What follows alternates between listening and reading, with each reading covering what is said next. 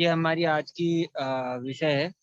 और इस विषय क्योंकि यही आत्मनिर्भरता का हमारा अभियान है, तो ग्रामोद्योग कैसे मजबूत हो, कैसे समझें इसको हम लोग कि कैसे कृषि उद्योग, ग्रामोद्योग के आधार पर हम या गाँव में रहने वाले लोग या किसान किस प्रकार से एक अपना विकास कर सकते हैं और वो किस प्रकार से शहर को भी अपने साथ लेके चलेगा और वहाँ के विकास से शहर पर भी प्रभाव पड़ेगा इसका। तो पहले इसलिए हमें समझना ज़रूरी है कि ग्राम उद्योग क्यों हमारे लिए महत्वपूर्ण है।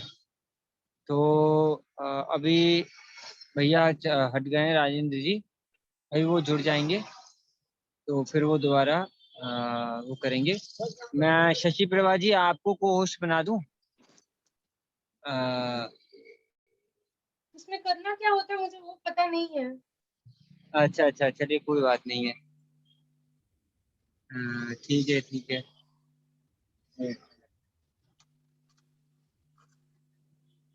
राजेंद्र भैया जुड़ गए हैं दोबारा से। हाँ आवाज़ सुन पा रहे हैं भैया? हाँ हाँ, सुन पा रहा हूँ। हाँ भैया, आप मार्गदर्शन करिए। हाँ जी।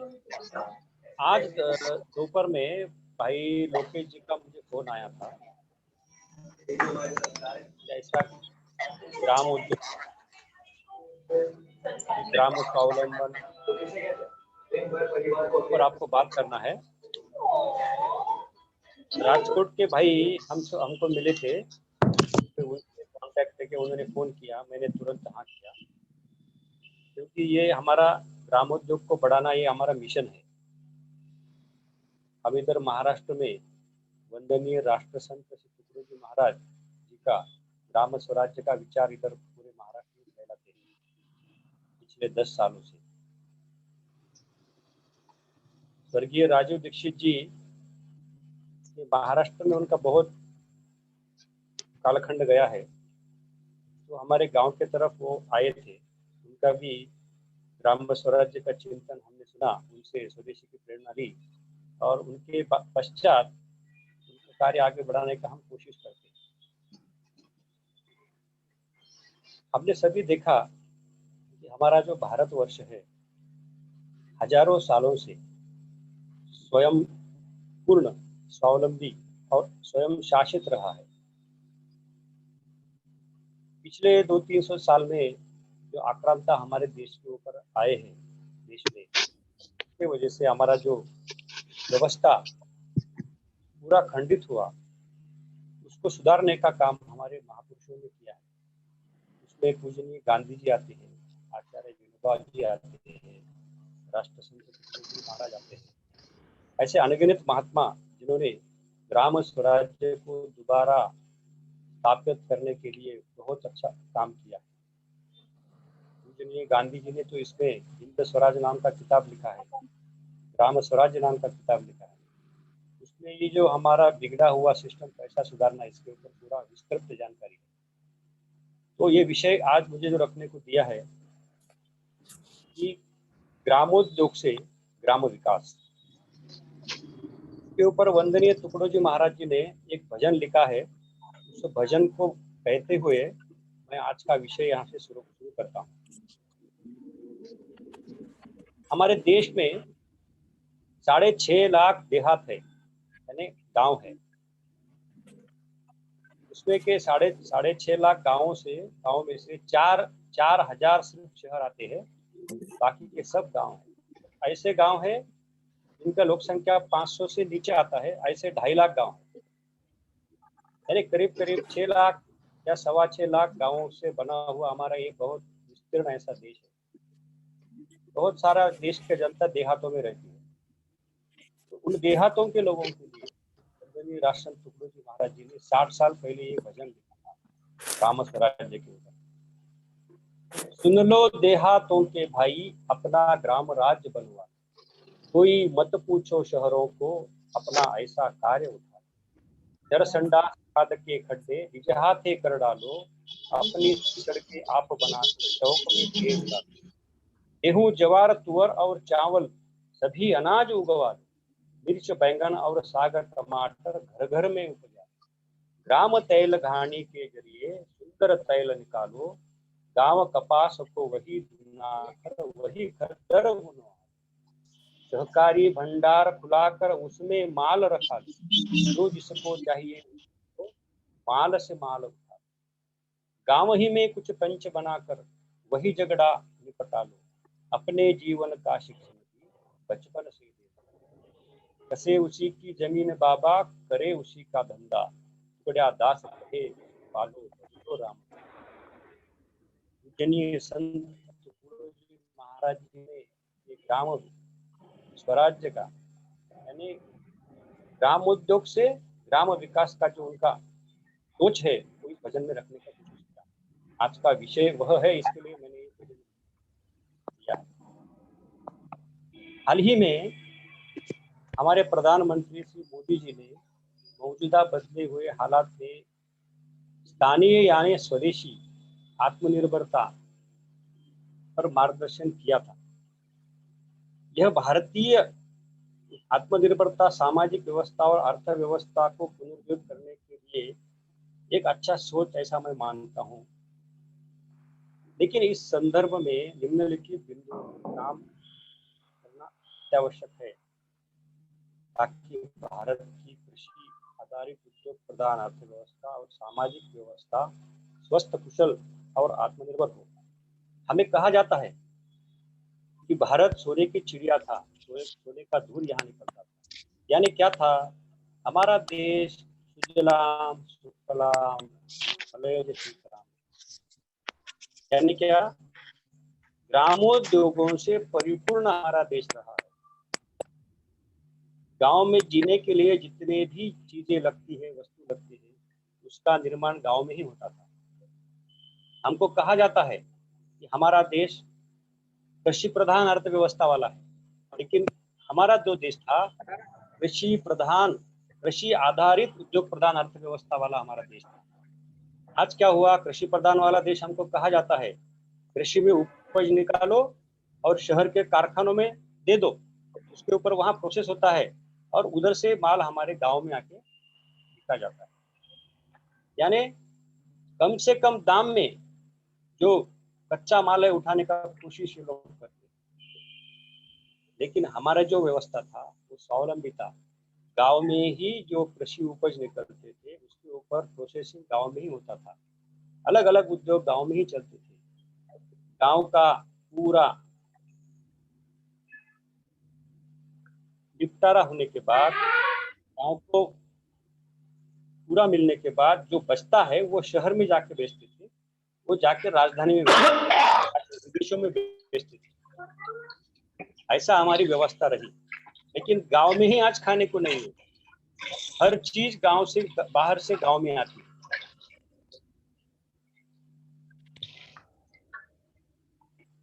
निर्मित दो चीज में है, एक है जमीन के अंदर और दूसरा जानवरों में। जमीन में एक दाना आप डालो उसके 1000 दाने होते हैं। जानवर जो है साल में 1, 2, 3 ऐसा बढ़ते हैं। शहर में निर्मित नहीं है, शहर में है मैन्युफैक्चरिंग। 100 केजी का अगर कुछ आता है शहर में तो उसका 90 केजी का एक चीज बनता है। लेकिन गांव में निर्मित, इसके लिए शोषण गांव में है। यह शोषण हमको रोकने का है और जो बंद हुए सब उद्योग, ग्रामोद्योग हमको खड़ा करना पड़ेगा, तो ही हमारा देश आत्मनिर्भर बनेगा स्वयं। आज हम देखते हैं कितने लाख टन तेल का हम आयात करते हैं, हर चीज का आयात करते हैं। मशीनरी आने से, बड़े बड़े उद्योग बढ़ने से हमारा देश जो है आत्मनिर्भर नहीं बनने वाला। इसके लिए गांव को हमको आत्मनिर्भर बनाना पड़ेगा। गांव का जो ग्राम उद्योग है उसको आत्मनिर्भर बनाना। हम देखते हैं शहर में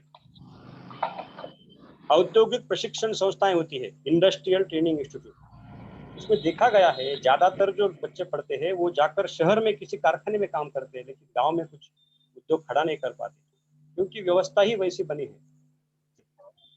कृषि के ऊपर आधारित जो ग्रामोद्योग है उसको सिखाने का कोई इंस्टीट्यूट हमारे देश में दिखता नहीं। तो ऐसे कुछ मुद्दे हैं जिसके ऊपर हमको काम करने का बहुत जरूरी है। उसके ऊपर यहाँ हम चिंतन करने का कोशिश करेंगे। इस संदर्भ में निम्नलिखित बिंदुओं पर काम करना आवश्यक है ताकि भारत की कृषि आधारित उद्योग प्रधान अर्थव्यवस्था, सामाजिक व्यवस्था स्वस्थ, कुशल और आत्मनिर्भर हो।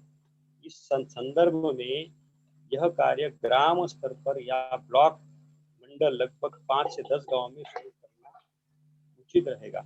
कौन से ऐसे मुद्दे हैं जिसके ऊपर हमको काम करना है, तो आप सभी को पता चलेगा कि कितना सारा काम करने के लिए हमको जगह है। इसका पहला आयाम है आत्मनिर्भर खाद्य परियोजना, यानी क्या, कृत्रिम रसायन से गांव मुक्त करते हुए गांव में ही उपलब्ध संसाधनों के माध्यम से सामूहिक रूप से खाद को तैयार करना है, जो सर्वोत्तम गुणवत्ता वाली मिट्टी की प्राकृतिक बनावट को बढ़ाने के लिए कारगर होगा।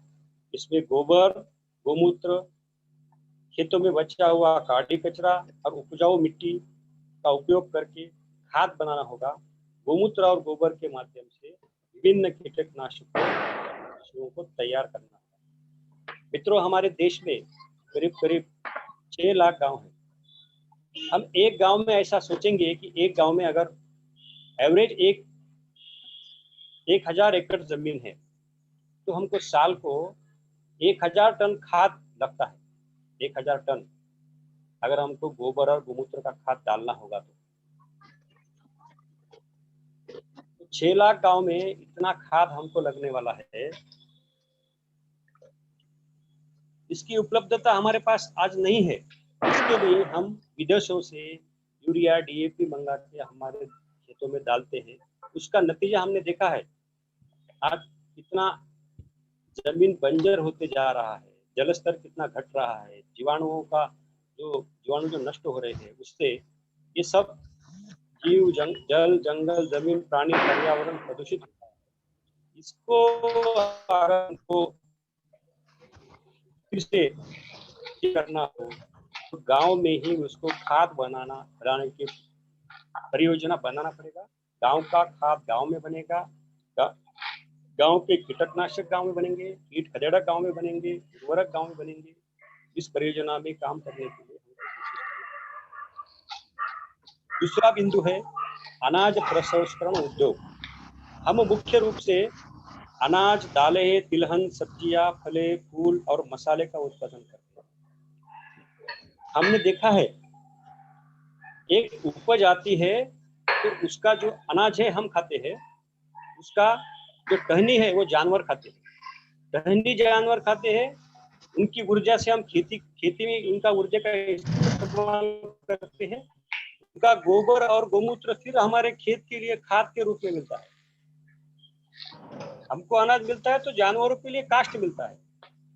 और जो भी बचता है, पत्ते और जड़, ये जमीन में इसको बोलते हैं उसका इंद्रिय। उधर वो अगर उनको उधर डिपॉजिट करेंगे खेतों में तो वो खाद के रूप में हमको मिलता है। लेकिन आज हम क्या करते हैं, खेत को जला देते हैं। हमारे पास जानवर नहीं है, यंत्रों से हमारा खेती करते हैं। तीसरा, हमारा मल्टी क्रॉप हमने जो सिस्टम था वो आज नहीं है। नहीं खाई। तो इसमें हमको काम करने की जरूरत है। गैप नहीं पड़े। अनाज तृणधान्य में ज्वार, बाजरा, रागी, भगर, कुट्टी, कोडो, सामा ऐसे अनाज है जो मानव शरीर के लिए अत्यधिक पोषक होते हैं और सभी प्रकार के पोषक तत्व प्रदान करते हैं। ये फसलों की उपज भरपूर मात्रा में होती है और कम पानी में ये उगते हैं। ये सभी अनाज की दुनिया भर में भरपूर मांग है और विभिन्न प्रसंस्करण उद्योग में इसका इस्तेमाल किया जाता है। इससे पशुओं को प्रचुर मात्रा में पौष्टिक चारा भी मिलता है। इस पर आधारित उद्योग हम खड़े कर सकते हैं। इससे बिस्कुट बनाना, पापड़ बनाना, राही बनाना, मुरमुरा बनाना, पूरी बनाना, सूखे बनाना। हम प्राय देखते हैं मार्केट में जो बिस्किट मिलता है वो गेहूं से बना हुआ मिलता है। कभी ज्वार का बिस्किट हमने नहीं देखा, कभी रागी का बिस्किट हमने नहीं देखा, कभी बाजरे का बिस्किट हमने नहीं देखा, क्योंकि सिस्टम ही ऐसा बनाया है कि जो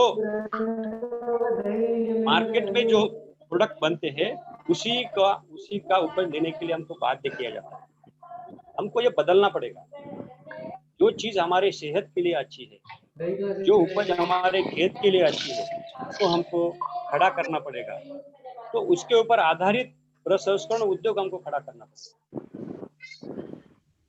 दूसरा है दलहन। हमारे पास उच्च गुणवत्ता वाले दालें हैं, जैसे तूर, चना, मूंग, उड़द, मसूर, चावल, मटकी, कुलथ। इनकी बहुत मांग है। इनकी लकड़ी से उत्कृष्ट खाद का उत्पादन किया जा सकता है। बढ़ती बीमारी के कारण छिलके वाले दालों की भारी मांग आज है। इसमें अच्छी तरह से दालें बनाना, दालों से आटा बनाना, चटनी बनाना, पापड़ बनाना, पशु आहार आदि प्रसंस्करण उद्योग ये दलहन में हम कर सकते हैं। वैसा ही तिलहन एक हमारा विषय है। आज हम देखते हैं कि हम जो आहार लेते हैं उसमें एक तो है कार्बोहाइड्रेट के लिए लेते हैं, दूसरा प्रोटीन के लिए लेते हैं, तीसरा है स्निग्धता के लिए लेते हैं। कार्बोहाइड्रेट के लिए हम गेहूं खाते हैं, मक्का खाते हैं, ज्वारी खाते हैं, बाजरा खाते हैं, अलग अलग मिलेट्स खाते हैं। और प्रोटीन के लिए हम अलग अलग दालें खाते हैं। उसमें तूर है, चना है, उड़द है, मूंग है, चवली है, मटकी है, कुलथ है। और स्निग्धता के लिए हमारे पास दूध है, दही है, तेल है, घी है, ये सब खाते हैं। तो दाल इसमें बहुत ही बड़ा उसका दालों का योगदान है हमारा शरीर बनने के लिए।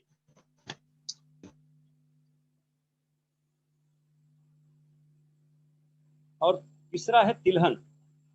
हमारे पास मूंगफली, कुसुम, अलसी, तिल, सरसों, नारियल। भारत हजारों वर्षों से इस संदर्भ में आत्मनिर्भर रहा है। इसमें मनुष्य को स्वास्थ्य मिला और पशुओं को पौष्टिक आहार मिला। इस प्रणाली को औद्योगिक क्रांति ने तोड़ दिया। अतीत में गांवों में बड़े पैमानों पर तेल क्षेत्र थे, लेकिन आज हम लाखों लीटर तेल आयात करते हैं। इस प्रणाली को फिर से स्थापित करने के लिए गांवों में छोटे छोटे तेल प्रसंस्करण उद्योग शुरू करना पड़ेगा। लकड़ी का घानी का तेल हमको गांव में निकालना पड़ेगा। देखो कैसा सिस्टम बदलता है। आज क्या होता है, हम तिलहन पैदा करते हैं, पूरा का पूरा गांव के बाहर भेज देते हैं। तो तिलहन का अभी मूंगफली का बीज हम निकालने के बाद उसका छिलका भी बाहर गांव के बाहर चला जाता है, जो गांव के पशुओं का आहार बन सकता है, या गांव का ऊर्जा बन सकता है, गांव का खाद बन सकता है। फिर वो तेल बीज यानी मूंगफली का तेल निकलने के बाद तेल हमारे पास आता है और खल्ली उनके पास रह जाता है। वो खल्ली हमारे पशुओं का खाद्य है। लेकिन आज क्या होता है, पूरा का पूरा हमारे गांव में तेल खाना नहीं है, इसके लिए तो सब मूंगफली बाहर जाता है और हमारे पशुओं के लिए कपास का खल्ली आता है, जो पशुओं के आहार के लिए तो अच्छा है ही नहीं, और उसमें कोई पौष्टिक गुणवत्ता भी नहीं है। तो एक व्यवस्था बंद होने से पूरा ये प्रणाली ही बिगड़ जाता है। आप आपके गांव में एक तेल घानी लगाइए, तो गांव में अपने आप मल्टी क्रॉप शुरू हो जाएगा। गांव के लोगों को रोजगार मिलेगा, गांव के पशुओं को अच्छा खल्ली मिलेगा, और हमारा शरीर को जो है ना तेल का बहुत अत्यंतिक जरूर है। जैसा कि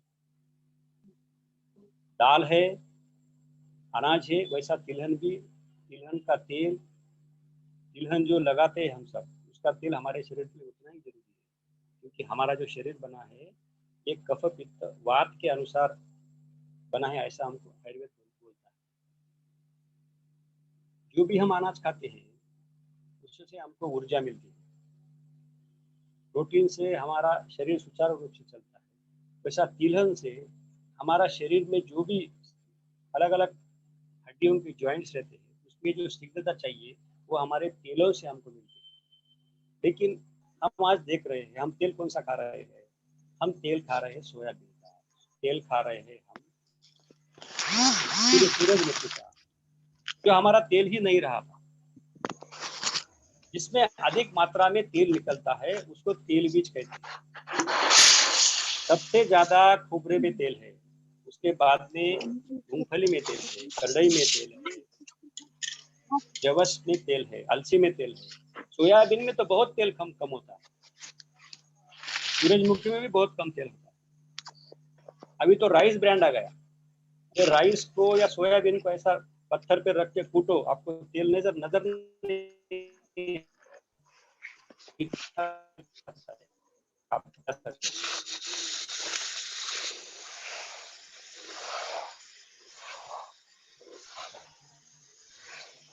और सिर्फ खाने के लिए लगता है, ये बालों के लिए लगता है, ये मालिश के लिए लगता है। अलग अलग आयुर्वेदिक तेल बनाने का विधि है, उसमें बहुत सारा तेल का उपयोग खड़ा हो सकता है। गाँव में अलग अलग प्रकार की जड़ी बूटियां गाँव में है, तो तेल अलग अलग सिर्फ आयुर्वेद से सिद्ध बने हुए तेल हम गाँव में ही बना सकते हैं। गाँव का जरूरत है, हमारे समाज का जरूरत।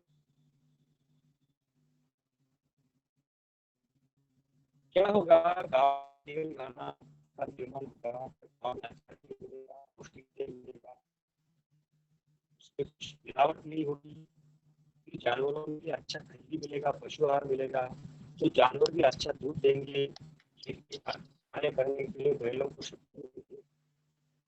तो एक बार अगर दूध वगैरह बढ़ेगा, उसका उत्पादन बढ़ेगा, दूध मिलेगा, दही मिलेगा, छाछ मिलेगा, तो आज हमारा जो आरोग्य है वो ठीक से ठीक रहेगा। दवाखानों के ऊपर जो हमारा खर्चा होता है वो कम हो जाएगा। अच्छा, एक विषय है सब्जियों का। हमारे देश में बहुत प्रकार की सब्जियां, दुनिया में ऐसे देश है जहाँ पर आकाश में बर्फ गिरता है।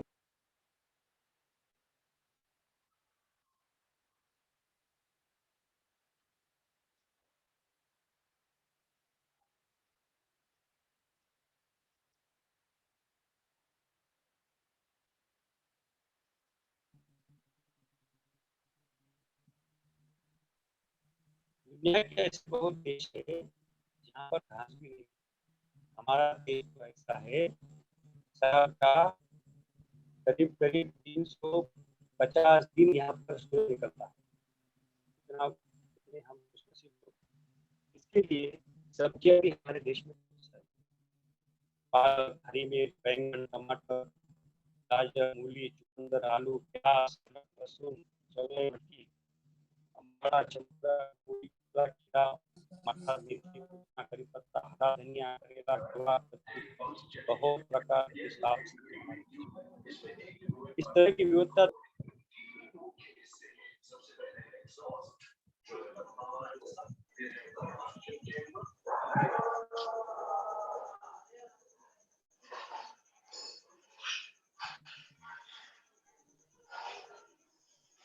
सब्जियों की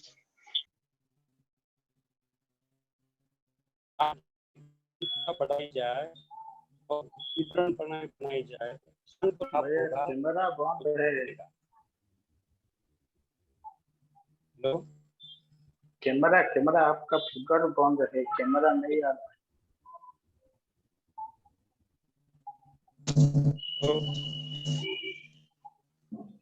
पोस्ट के फिगर कट गया है सर, वीडियो।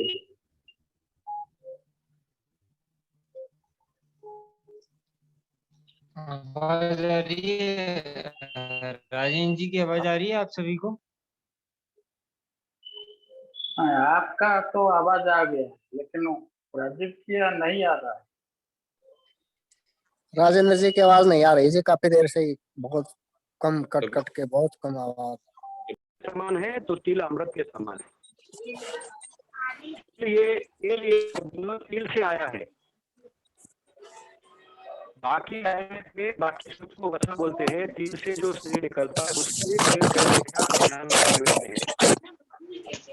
पूरा भारतवर्ष में तेल चलता है।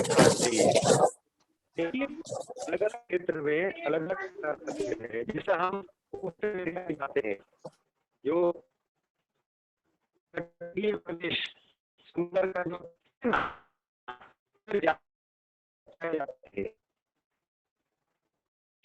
के कारण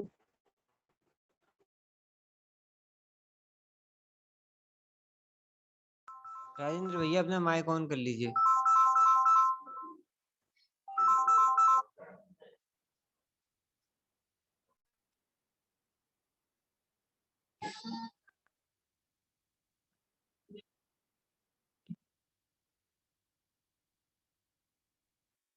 अपना माइक ऑन कर लीजिए राजेंद्र भैया। राजेंद्र भैया अपना माइक ऑन कर लीजिए।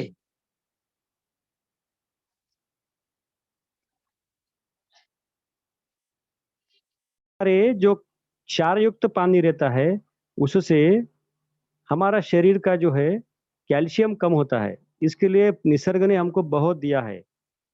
नारियल जो है कैल्शियम का भंडार है। नारियल खाएंगे, नारियल का तेल पिएंगे तो हमारा शरीर का कैल्शियम का कमतरता उससे भर के निकलता है। इसके लिए अलग अलग क्लाइमेट जोन में अलग अलग प्रकार का तेल हम हमारे पूर्वज खाते आए हैं। जैसे हमारा मध्य मध्य जो प्रदेश है ना, महाराष्ट्र, मध्य प्रदेश, जहाँ पे और कर्नाटक, जहाँ पर ज्यादातर उष्णता बहुत रहती है, गर्मी बहुत रहती है, वहाँ पे कुसुम का तेल इस्तेमाल होता है जो ठंडा है।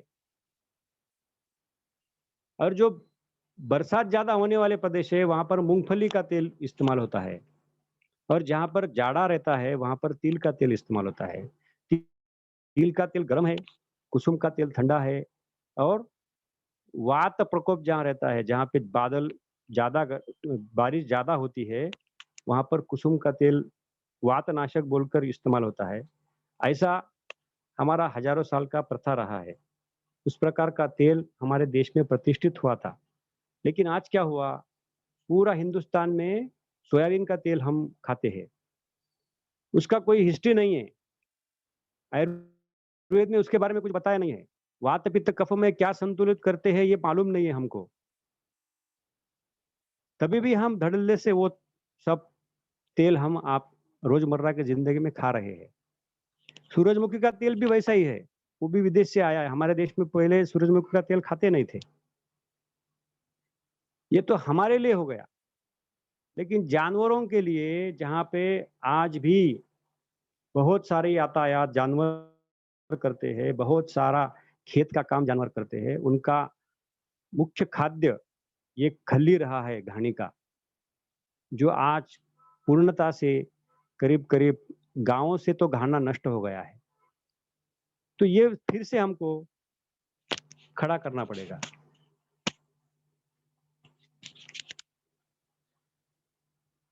हेलो, आवाज आ रहा है ना?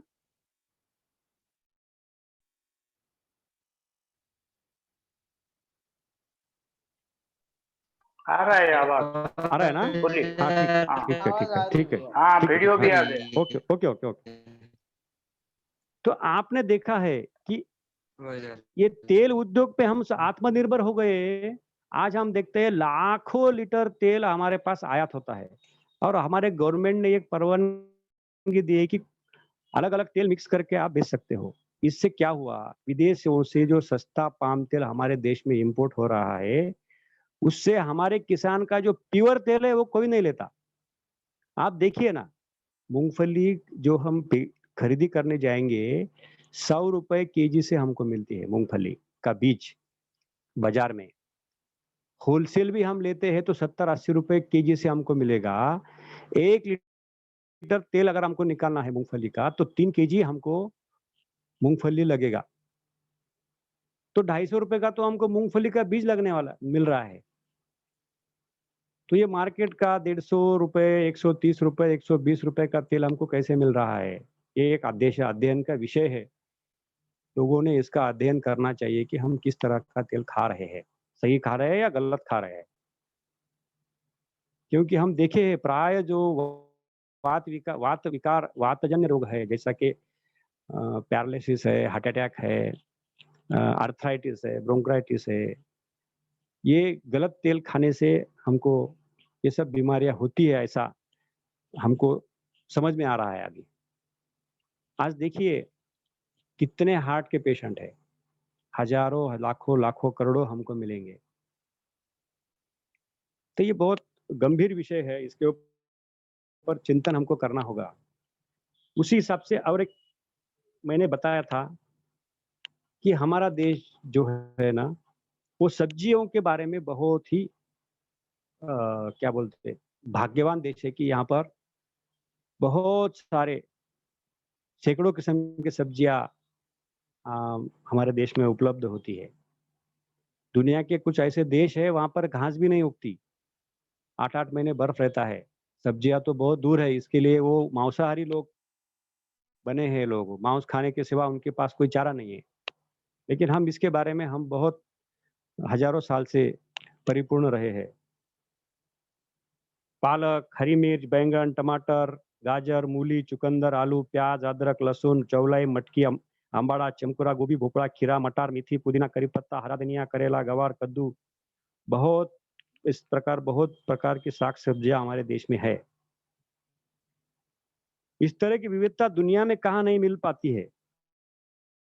दुनिया में इसका बहुत बड़ा बाजार है। अगर इसकी प्राकृतिक टिकाऊ क्षमता बढ़ाई जाए, उचित वितरण प्रणाली बनाई जाए तो किसान को लाभ होगा, रोजगार बढ़ेगा। इसमें ताजे सब्जियां बेचने का एक बहुत बड़ा व्यवसाय इसमें खड़ा हो सकता है।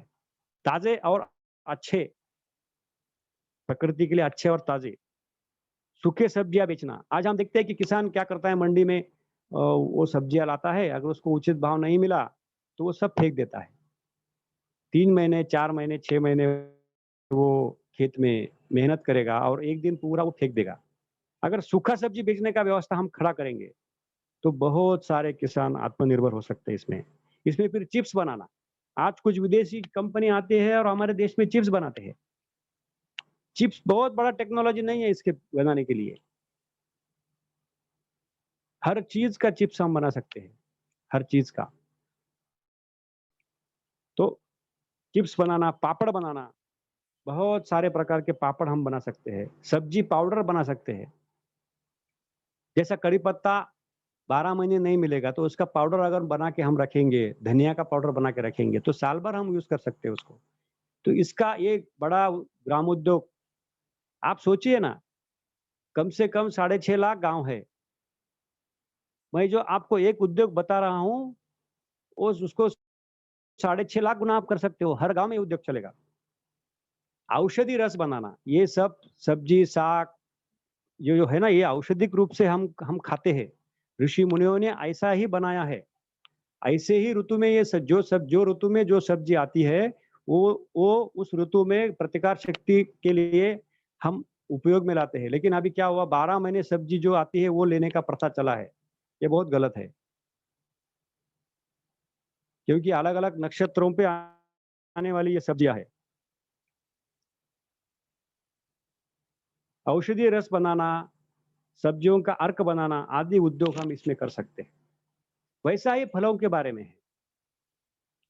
कौन से फल है हमारे देश में? आम, अमरूद, जामुन, नींबू, नारियल, बेर, पपीता, बेल, कवट, इमली, केला, सीताफल, चिक्कू, संतरा, मौसम्बी, अंगूर, कुष्मांड, करवंद, तरबूज, बादाम, काजू, खजूर, अंजीर, जर्दालू।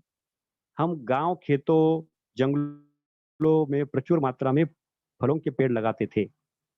वे अब घट रहे हैं। ये फल जो विभिन्न मौसमों में आते हैं, यह प्राणी मात्र के लिए और हमारे लिए अमृत तुल्य आहार है। सभी के लिए इनकी उपज और संवर्धन होना बहुत जरूरी है।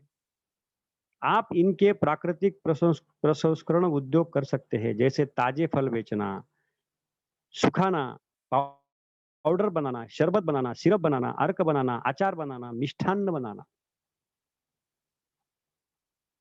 आज हम प्राय देखते हैं, फलों के मंडियों में हम जाते हैं या फलों के दुकान में जाते हैं, हमको 2, 4, 5 फल ही दिखते हैं।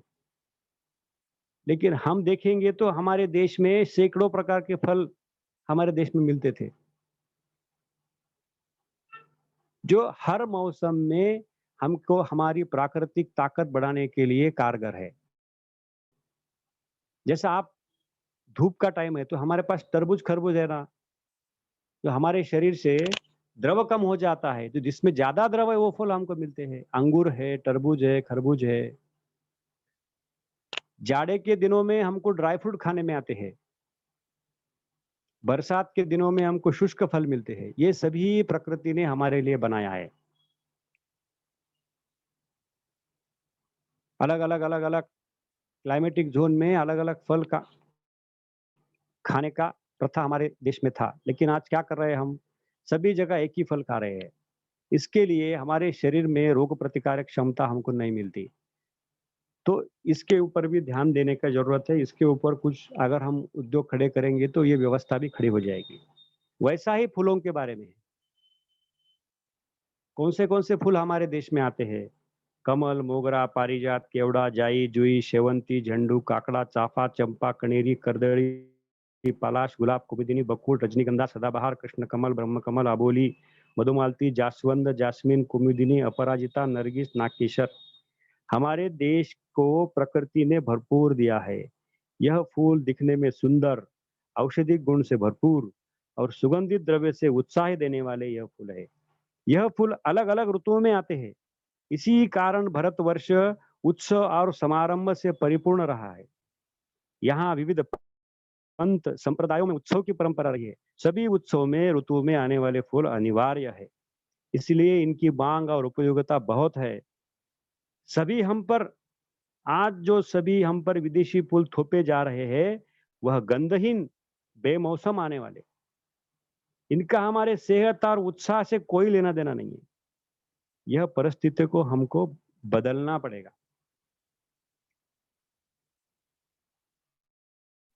इसमें खुशबूदार फूल बेचना, रंग बनाना, अत्तर बनाना, स्नान चूर्ण बनाना आदि उद्योग हम कर सकते हैं। इन फूलों का विशेषता ऐसा है, जितना फूलों के पेड़ आपके खेत में रहेंगे, उतना मधुमक्खियों के लिए परागकण मिलेंगे, उतना मधुमक्खियां मधु बनाने का कोशिश करेंगे।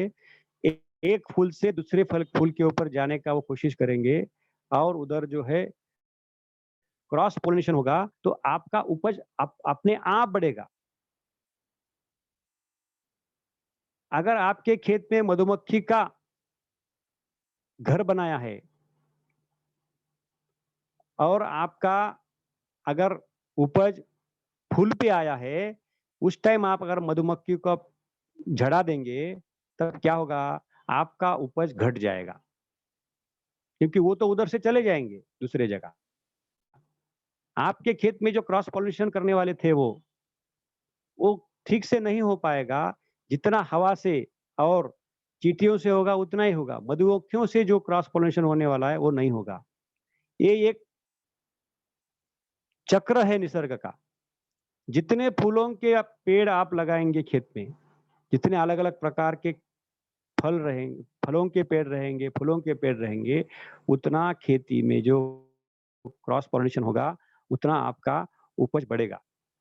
ये ईश्वर ने बनाया वाला तंत्र है, यानी ईश्वर ने बनाया वाला साइंस है। तंत्र तो हम अलग अलग बनाते हैं। तो फूलों का उतना ही योगदान है। ये फूलों से हम अत्तर बना सकते हैं, ये फूलों का हम कलर बना सकते हैं, स्नान चूर्ण बना सकते हैं। हमारे देश में स्नान चूर्ण इस्तेमाल करने का विधि था, यानी एक सिस्टम था। साबुन हमारे देश में नहीं था, हम स्नान चूर्ण यूज करते थे। और कोई महापुरुष हमारे घर में आता था तो हम क्या करते थे, उसके गले में सुगंधित फूलों का माला हम डालते थे। तो वो क्या करता था कि वो सुगंधित फूल का जो गंध है, वो ऋतुओं में आने वाले जो रोग है उससे हमारा प्रतिरोध क्षमता बढ़ाता था। इसके लिए हम, कोई संत आया, महापुरुष आया, कोई नेता आया, तो हम उसके गले में फूलों का माला डालते हैं, या हमारे भगवान के गले में डालते हैं घर में। ये तो भगवान के लिए करोड़ों करोड़ों पेड़ उगे हैं, हम क्या माल डालने वाले हैं उसको। ये शतकोटि सूर्य उनके लिए दिया है, उसको हम क्या माल डालेंगे। लेकिन वो जो दिया है, वो जो धूप है, वो जो माला है फूलों की, वो हमारे लिए है। वो फूलों से जो गंध आएगा वो हमारा सेहत अच्छा करेगा। वो धूप से जो धूप निकलेगा, शास्त्र में बोला है, दीपम दर्शयामी धूपम आघ्रापयामी। दीप को दर्शन करना चाहिए। दीप को दर्शन करने से आंख में अंजन होता है, आंख का लाइफ बढ़ता है। और धूप को आघ्रापयामी यानी अंदर लेने से, सुगंधित युक्त धूप अंदर लेने से हमको आरोग्य मिलता है। हम क्या कर रहे हैं आज, उद्बत्ती आग्रापा में हम कर रहे हैं। उद्बत्ती का कोई शास्त्र में उल्लेख नहीं है। और उद्बत्ती में वो जो काड़ी रहता है बम्बू का, वो बम्बू का काड़ी तो हम हमारा जो क्या बोलते हैं उसको, आरती लेके जाते हैं ना घाट के ऊपर, तो बाम्बू उधर जलाते नहीं है। हमारे शास्त्र में बाम्बू जलाना निषिद्ध है। हम घर में रोज बाम्बू जला रहे हैं। हमारे शास्त्र में बोला है धूपम दीपम दर्शयामि धूपम आग्रापयामि, यानी तेल को दीवा अगर भगवान को लगाना है तो तेल का ही लगाना है। आप करके देखिए, तेल का दिया जब लगाते हैं उसके ऊपर कुछ ऐसा स्टील का प्लेट रखिए तो उसके ऊपर एक काला काला काला काला काजल आएगा। उसको अगर अच्छे देशी गाय के घी के साथ मिला के आंख में डालेंगे तो आंख का अच्छा रोशनी मिलता है। हर धर्म में काजल करने का ये पद्धत है। हमारे पूर्वजों ने इसके पीछे का साइंस निकाला था ढूंढ के। तो ये फूल हमारे आरोग्य के लिए बहुत उपयोगी है। इसमें अलग अलग उद्योग हम खड़े कर सकते हैं। वैसा ही मसालों के बारे में है। मिर्च, हल्दी, धनिया, सौंफ, हींग, दालचीनी, जीरा, तेजपत्ता, करी पत्ता, सुपारी, मेथी दाना आदि का उपयोग हमारे दैनिक आहार में कुछ बीमारियों में किया जाता है। औषधीय उपयोग के लिए इनकी दुनिया भर में बहुत मांग है। आज देखे है आपने,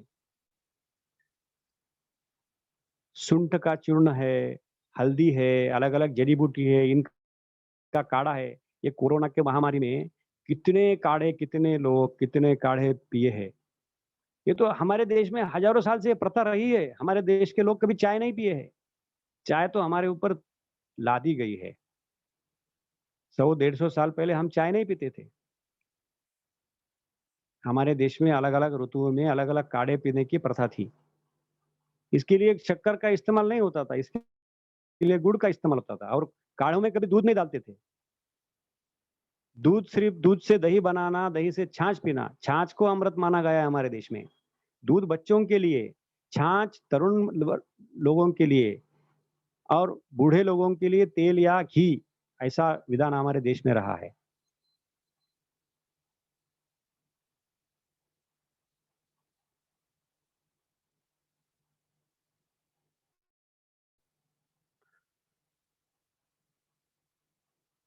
यह लघु प्रसंस्करण उद्योग गुणवत्ता बनाए रखते हैं और रोजगार बढ़ाने के लिए मदद करते हैं।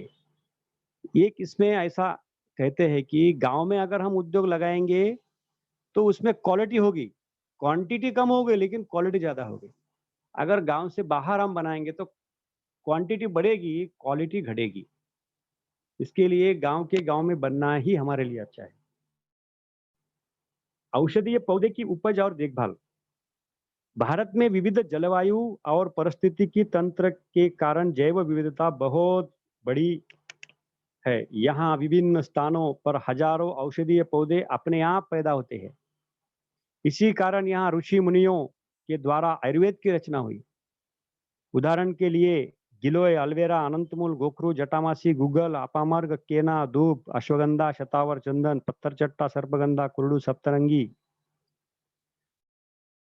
गुंज, मुलेटी, मोह, कुरुम, नागरमुत्ता, ब्राह्मी, अशोक, रीठा, शिकाकाई, हरड़, बेड़ा, आंवला, अर्जुन, वड़, पिंपल, औदुंबर, पलाश, बिब्बा, शमी, आपटा, नीम, इनसे बनी जा सकने वाली विभिन्न दवाओं की उपयोगिता को विधिवत सिद्ध करने से भारी मांग होगी। यह अब बड़े पैमाने पर शुरू हो गया है। आज हम देखते हैं कि विगत 10 साल में ये औषधीय वनस्पति को सारे दुनिया में मांग है। इतना विविध वनस्पति भारतवर्ष में क्यों है? क्योंकि हम इसको देवभूमि कहते हैं। यहाँ पर 3 ऋतु है, अलग अलग प्रकार का प्रदेश है, इतने क्लाइमेटिक जोन है। इसके लिए जैव विविधता भी बहुत है यहाँ पर। इसके लिए अलग अलग शास्त्र, 14 विद्या, 64 कला यहाँ पर पैदा हुए। वेद यहाँ पर अवतीर्ण हुए, आयुर्वेद यहाँ पर अवतीर्ण हुआ। हम बहुत ही भाग्यशाली लोग हैं कि हमारा जन्म इस महान देश में हुआ है, जहाँ पर हर चीज का औषधीय पौधा यहाँ पर उगता है। इन सभी औषधीय पौधों को उपज और देखभाल से हम अलग अलग प्रकार के अर्क, घनवटी, आसव, आरिष्ट, प्राश, पाक, दंतमंजन, मरहम, स्प्रे, साबित तेल, साबुन, शैम्पू, फेस पैक, इत्र, उबटन, उदबत्ती, धूप बत्ती आदि बनाए जा सकते हैं। रोजमर्रा के जिंदगी में हमको काढ़ों की जरूरत है। काढ़ों के लिए औषधीय पौधे लगते हैं। धूप हमको जलाना है घर में तो भी हमको औषधि युक्त धूप चाहिए। हमको नस्य करना है, हमको मालिश तेल लगाना है। आयुर्वेद में पंचकर्म जो बोले हैं ना, स्नेहन, स्वेदन, बस्ती, वमन, विरेचन, शिरोधारा, इन सभी चीजों को ये जो औषधीय पौधों के जड़ी बूटियों के चूर्ण लगते हैं।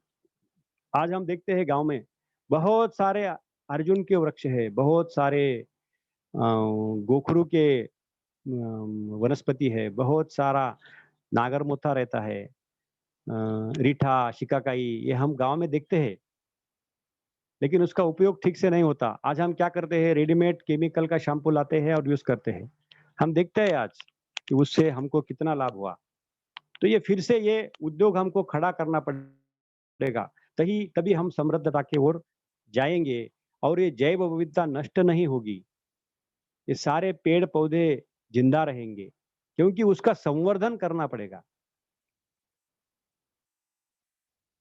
उसका हनन नहीं दोहन करना पड़ेगा। वैसा ही एक विषय है गो संवर्धन और पशुपालन। हजारों वर्षों से भारत गो संवर्धन और पशुपालन के माध्यम से स्वस्थ, सशक्त, समृद्ध और सुसंस्कृत बनता रहा है। गोबर और गोमूत्र से कृषि के लिए पोषक खाद उपलब्ध होता है। उनका दूध, दही, छाछ, मक्खन और घी मानव शरीर का पोषण करते हैं। गो संवर्धन और पशुपालन के बिना कृषि और कृषि आधारित प्रसंस्करण उद्योग सुचारू रूप से हो सकते हैं।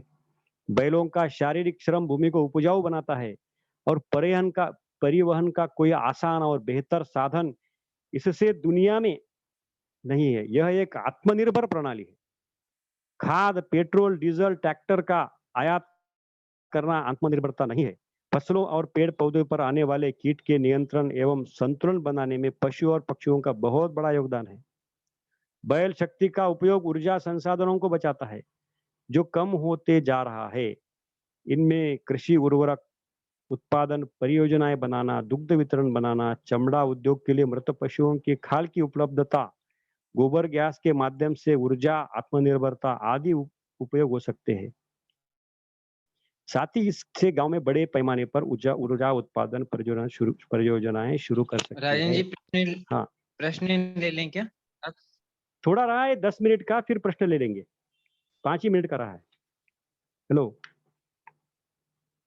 हेलो हेलो, हाँ, आवाज आ रही है। सुन पा रहे हैं क्या आप? एक 5 मिनट का विषय रहा है, फिर हम आवाज आ प्रश्नोत्तर रही है। लेंगे। ठीक है, ठीक है। ठीक है जी, ठीक है, 5 मिनट 10 मिनट की कोई दिक्कत नहीं। हाँ जी, हाँ जी, बताओ। हाँ जी, हाँ जी जी, बिल्कुल आवाज आ रही है आपकी चलने में। जी, जी। हाँ हाँ हाँ, आप ठीक है। ऑन ऑफ कर लीजिए अपने सभी माइक। हाँ ठीक है, आ रही है जी आवाज। हाँ कोई बात नहीं, कोई बात नहीं।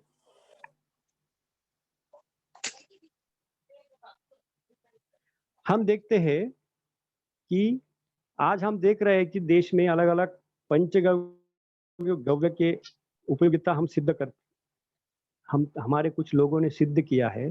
पंचगव्य का मानवीय जीवन के उसका उपयोग बहुत बड़ा उसका योगदान है। उसमें प्रधान रूप से है उसमें दूध। गोदुग्ध में सरस्वती कहा गया है, और छाछ को तो आयुर्वेद में अमृत कहा है, और गोमूत्र में तो धन्वंतरी का निवास बोलते हैं। जितने भी मूल घटक है जो जमीन के अंदर है वो सभी गोमूत्र में आते हैं, ऐसा वैज्ञानिकों ने सिद्ध किया है। तो इसका बहुत बहुत बड़ा उपयोग करके बहुत सारे उद्योग इसमें हम खड़े कर सकते हैं, गो संवर्धन और पशुपालन से। वैसा ही हम आज देख रहे हैं कि जो ऊर्जा है, वो जो ऊर्जा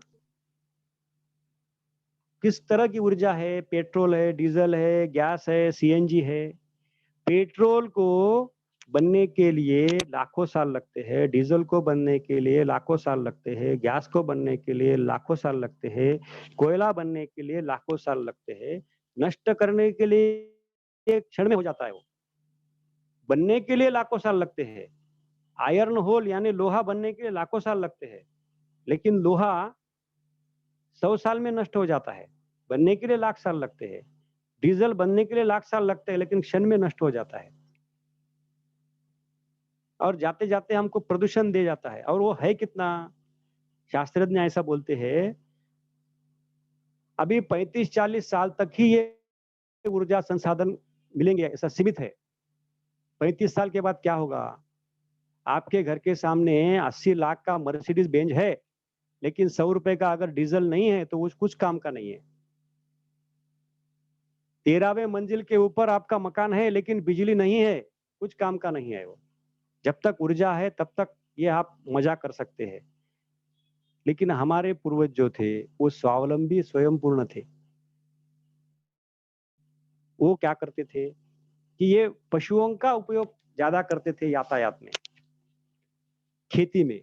आज हमको ट्रैक्टर उपयोग में लाएंगे हम, लेकिन कब तक? जब तक डीजल है और जब तक पेट्रोल है।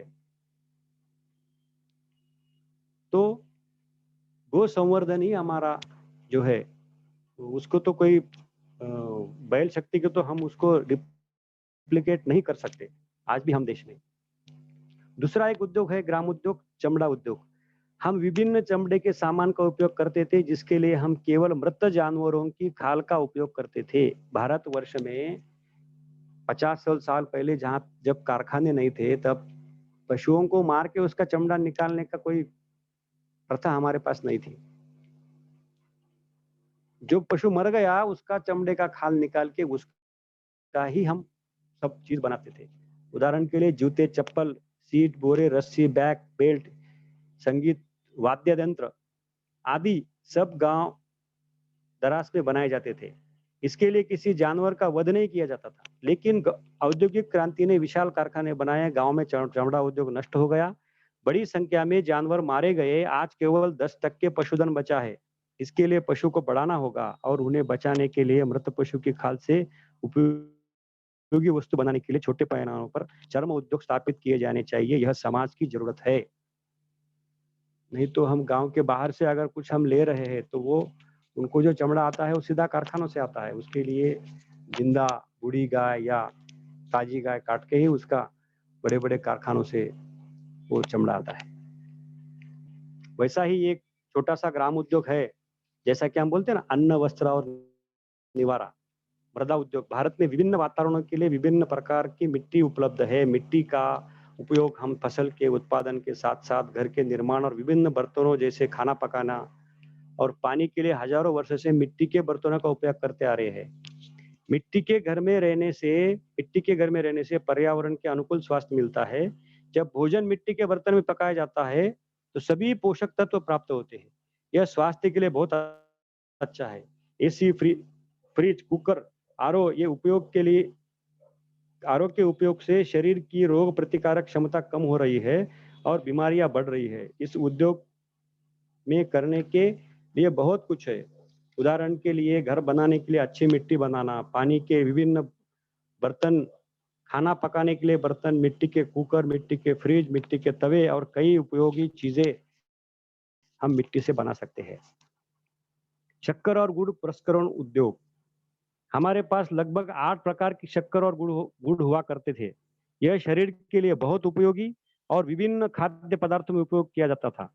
औद्योगिक क्रांति के बाद कारखानों में केवल गन्ने के से ही बड़ी मात्रा में चीनी का उत्पादन शुरू किया, जिसके कारण गांव के गुड़ और शक्कर उद्योग बंद हो गए।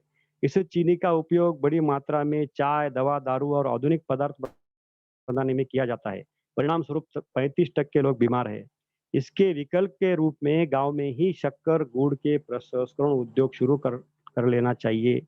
गांव में ही प्राकृतिक गुड़, खांड शक्कर, बुरा शक्कर का उत्पादन किया जाना चाहिए, तभी हमें प्राकृतिक और शुद्ध ऊर्जा मिलेगी।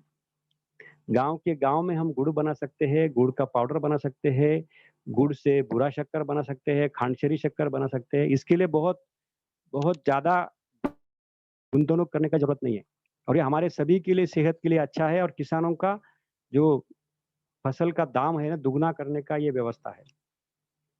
सूती कपड़े बनाना, प्राचीन काल से पूरे भारत में कपास से खेती की जाती रही है।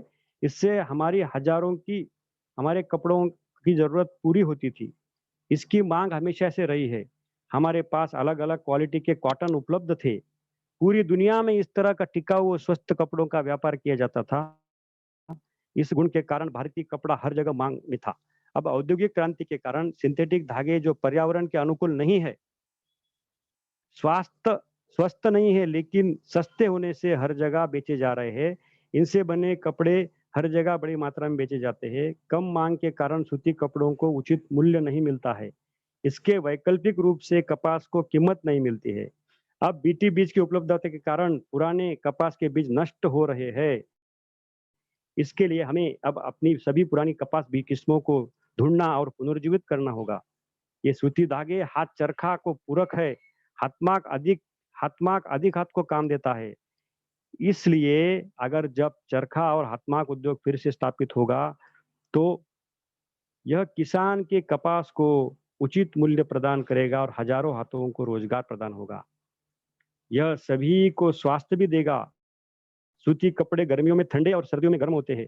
इसके अलावा कई उद्योग जैसे जिनिंग, प्रेसिंग, कताई, बुनाई, धुलाई, रंगाई, सिलाई आदि इस पर प्रतिष्ठित होते हैं।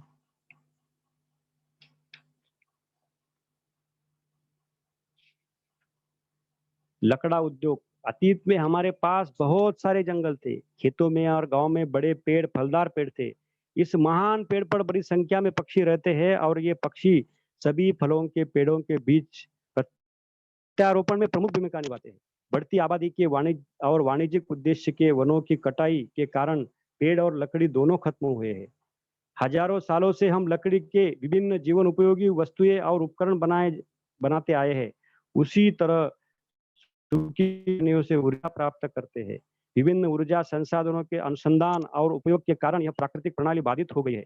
समय के साथ हमें इस प्रणाली को फिर से अपनाना होगा क्योंकि आधुनिक ऊर्जा संसाधन घटते जा रहे हैं। अतीत में हम सभी पेड़ की देखभाल और संरक्षण बहुत करते थे। यह जीवन का एक हिस्सा था। तब गांव में लकड़ी का उद्योग फल फूल रहा था। घर के निर्माण के लिए लकड़ी उपलब्ध करना, कृषि के लिए उपयोगी उपकरण बनाना, घरेलू उपयोग में उपयोगी वस्तुएं बनाना, इसमें श्रम, बुद्धि और कौशल्य का उपयोग किया जाता था। गांव में यह पारंपरिक रूप से स्वचालित रूप से पढ़ाया जाता था। इसी के लिए कोई इंस्टीट्यूट नहीं थी, कोई औद्योगिक प्रशिक्षण संस्था नहीं थी, क्योंकि जहां संस्कृति और समृद्धि रहती है वहां कला अपने आप बढ़ती है। घटते ऊर्जा संसाधनों, बढ़ते प्रदूषण, ऑक्सीजन की कमी को ध्यान में रखते हुए स्वदेशी वृक्षों, फलों और पेड़ों को पुनर्जीवित करने और इस लकड़ी उद्योग को स्थापित करने की आवश्यकता है। तो भूली हुई कला कौशल्य को फिर से हासिल किया जा सकता है। इसके लिए लकड़ी पर आधारित कला और शिल्प विकसित करने के लिए देशी महावृक्षों और फलों के पेड़ों को वाटिकाओं का निर्माण करना पड़ेगा। इसके लिए पेड़ लगाने के लिए खाली भूमि को उपयोग में लाना होगा। धातु उद्योग, एक बार खदान से धातु गांव में आने के बाद इससे कई उत्पादन बनाए जाते थे और पुराने धातु के चीजों से फिर नई चीजें बनाई जाती थी। सोना, चांदी, तांबा, पीतल, लोहा, विभिन्न आभूषण, जीवन के उपयोगी बर्तन, कृषि के लिए उपकरण बनते थे। इसके लिए गांव में उपलब्ध शक्ति, बुद्धि और कौशल्य का उपयोग किया जाता था। यह कौशल्य और विद्या पारंपरिक रूप से गांव में ही पाई जाती थी। उत्कृष्ट गुणवत्तापूर्ण धातु के बर्तन में खाना पकाने और पानी के भंडारण के लिए उपयोग किए जाने से सभी को स्वास्थ्य मिलता था। औद्योगिक क्रांति के बाद देश भर में कई बड़े बड़े धातु उद्योग कारखाने शुरू किए गए। इससे ग्राम स्तर के धातु उद्योग लगभग समाप्त हो गए। धातु जमीन के अंदर बनने के लिए लाखों साल लगते हैं। इसलिए जमीन के ऊपर निकाले गए धातुओं को फिर से उपयोग में लाने के लिए गांव दराज के इलाके में पुनर्जीवित करने की आवश्यकता है। विविध कुटीर उद्योग, पूर्व के गांव में कस्बे, बस्तियां आत्मनिर्भर और स्वयंपूर्ण थी। अभी मैं यहाँ पर समारोह कर रहा हूँ, यानी यह गांव की आदर्श स्थिति थी। यही हमारे विभिन्न संतों, महापुरुषों, सुधारकों ने कहा है। अगर गांव में सब कुछ बाहर से आ रहा है तो इसे आदर्श गांव कैसे कह सकते हैं? जिस प्रकार एक दूसरे के आपसी निर्भरता के रहने से पारिवारिक स्वास्थ्य निर्माण होता है, पारिवारिक व्यवस्था निर्माण होती है और बनी रहती है। उसी प्रकार कृषि, पशुपालन और कृषि आधारित उद्योगों की आपसी निर्भरता से क्या कारण ग्राम परिवार प्रणाली का निर्माण होता है। यह ग्राम परिवार प्रणाली को बने रहने के लिए पशुपालन से समृद्ध कृषि और कृषि आधारित मजबूत उद्योग की आवश्यकता है।